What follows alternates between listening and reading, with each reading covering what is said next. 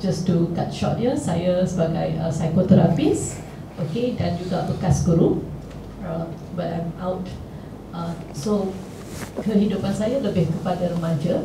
Okay, yang kelar the slice of the dekat race ni kan. So normally yang tu ada dua, satu untuk suicidal, sebab sekarang ni Google can help for good things and also for the bad things. Okay, perkara yang baik kalau kita nak cari dalam Google pun ada. Tapi katakanlah kalau kita nak cari bagaimana nak membunuh diri pun, mereka masih lagi ada bagi tips. Dulu masa tu I pernah Google bagaimana nak membunuh suami. I'm so sorry ya. Can you? Uish. Sorry. Bujur tak tengok. Tak, Dia pun dah tak ada. kalau kita Umi kesian. Jangan. So masih lagi diberikan ya. So bermaksud Google ni boleh menjadikan satu, I rasa the trend untuk self harming tu datangnya daripada this particular social media. Okay, sebab the thing is kalau kita nak kelar tangan tu bermaksud kita rasa terlalu marah ya. Terlalu marah, aggressiveness. Okay, bila aggressiveness tu dah terlalu tinggi dan also kita ada impulsif, bermaksud kita nak keluar daripada masalah yang menghantui kita pada masa tu. Kebanyakannya teenagers tu mereka akan buat perkara sebegini untuk dua perkara. Satu, bila mereka bergaduh dengan mak bapak. Kedua, mereka putus cinta. So these are the two reasons. Kita tak, yang ni tak boleh kita kategorikan kepada luar bandar dengan bandar. Sebab emosi mereka tu sama sahaja. Sebab kalau kita teenagers, kita kata prefrontal cortex. Okay, yang ni adalah CEO of the brain. Sebab tu bila kita buat silap, automatically tangan kita tu, sebab yang ni adalah CEO, yang decision making ni. So otak ni sejak kita lahir, it will take time sampai umur 23 ataupun 24 tahun for full form. So teenagers ni mereka punya rational mind masih lagi kurang. Okay, yang kedua is like mereka punya emotional tu sangat-sangat tinggi. Mereka tak boleh berfikir. At that particular moment mereka nak lepaskan mereka punya kemarahan. So mereka akan cuba untuk hiris tangan mereka ataupun mencala, you know. Some of them, ya, saya pernah tengok my clients, mereka cala dekat mereka punya paha, especially these particular girls.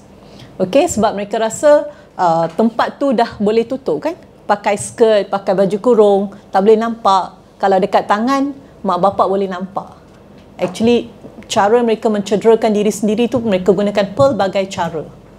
Okay, so these are the things. Just 2 minggu lalu ya, lepas SPM result keluar, budak ni dia mendapat 8A ya. Tapi bila saya berjumpa dengan dia, dia bagi tahu dekat saya, kalaulah saya ada pisau dekat saya punya bilik, saya akan kelarkan diri saya. Just 2 weeks ago. 8A, the boy, the girl is a 8A. So sebab dia ada masalah konflik dengan mak bapak dia. So dia masih lagi rasa dia tidak dihargai. Walaupun mak bapak dia memang bangga, you know, but apa yang dia nak daripada mak bapak tu dia tak dapat. So this mental health ni macam pisau tau, dalam dua tajam kan, dua mata. So because the teenagers masih lagi boleh menggunakan isu mental health untuk protect diri mereka tu, untuk mereka punya emosi. Okay, sebab sekarang ni very easy. Mereka akan Google sendiri, mereka akan diagnose sendiri. Oh, saya ni bipolar, saya ni ada depression. So, mereka tak perlu pergi ke doktor ke, professional, psychological counselling ke. Tak, mereka buat sendiri. So, I think bila seseorang tu dia terlalu tinggi, mereka punya anger dengan impulsif. These are the two things. Bila terlalu tinggi, mereka sanggup kelar diri. Because that's why bila kita kata suicidal kan, berapa orang je masih lagi ingat that ada seorang budak perempuan, dia meninggal dunia dekat, I think Sarawak atau Sabah. 11 years old, commit suicide masa pandemik. dia masih lagi buat polling dekat Instagram. Adakah saya sepatutnya bunuh diri? 70% poll. So it's like 70% mengatakan you sepatutnya bunuh diri, and she really died. Okay. So these are the things, you know, that sebab saya rasa bagaimana kalau nak membunuh diri pun the remaja can say this. And then yesterday night bila having a dinner dengan Umi, I was telling one of my client 26 tahun. You know, dia kata, saya memang nak bunuh diri tapi saya tak berani. Bagaimana kematian tu boleh datang kepada saya? You know, so it's totally a different. Again, dia pun ada childhood trauma. So sebab you all connected to banyak NGO ya di sini. So actually nak macam Umi katalah, I really sokong Umi in this part. Kalau kita nak bercakap dengan remaja, kita nak bercakap dengan kanak-kanak, kita nak mengubah cara pemikiran mereka, lepas tu bagaimana mereka boleh menganalisis mereka punya thought process. But thought process, cetusan pemikiran tu yang akan menjadikan behavior pattern. Sikap tu datang daripada pemikiran mereka. So kalau dua-dua tu, kalau kita boleh alignkan, jadi mereka tidak akan menjadi seorang manusia yang kompleks. Tetapi yang paling kompleks ialah ibu bapa. Sebab mereka takkan terima kita punya pandangan. Some of them. Bukannya semua orang. Sebab I have seen so many good parents that they come forward untuk minta tolong. Tetapi kadang-kadang mak bapak ni kan, dia tak nak terima yang anak dia yang bersalah. Dia selalu kata kawan-kawan dia yang bersalah. So that is two things.